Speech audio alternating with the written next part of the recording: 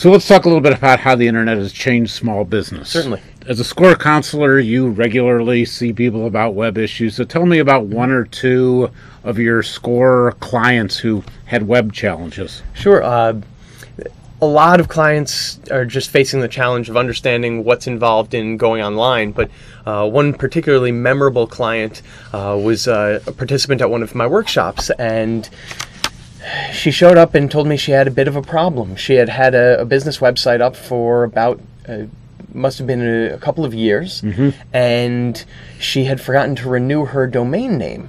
So wait a minute. What is a domain name? So the domain name is the URL for the website. It's how you get to a website through a browser, and so it's essentially the address. So something like an Amazon, it's www.amazon.com. Exactly. Okay, so she had a www.something.com. Exactly. And unfortunately, since you only lease these addresses, she didn't pay attention to the time, and it lapsed, and because of the business that she had built and the traffic that she had gotten to her site, it had acquired some value and a reputation, and someone else came along and acquired it.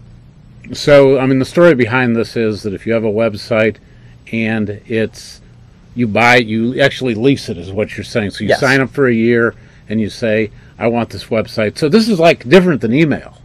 This is very different than email. Because email, once I get my, markgoodman@hotmail.com, I have yours. that. That's yours. But you're saying is that if I'm starting a business and I take this www. If I don't pay attention to it each year, somebody else can take it? Potentially. The way the system works is that most addresses these days are leased. Okay. That you get it for a number of years. You can pay, I believe most providers will allow you pay up to 10 years ahead of time. But at the end of that term, if you don't renew, then it goes back into the market and anyone can pick it up. Just a little side story. I don't know how Microsoft would feel about me telling this, but a few years ago when I was at Microsoft, they had a bit of a problem one day where people couldn't access their Hotmail.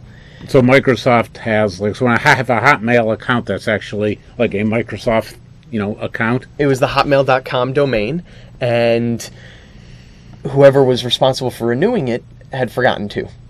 And so the site was down, and theoretically anyone could have registered it. There was an honest gentleman who picked it up and gifted it right back to Microsoft simply because he wanted to be able to check his email. Well, that's a kind thing for him to have done. Certainly.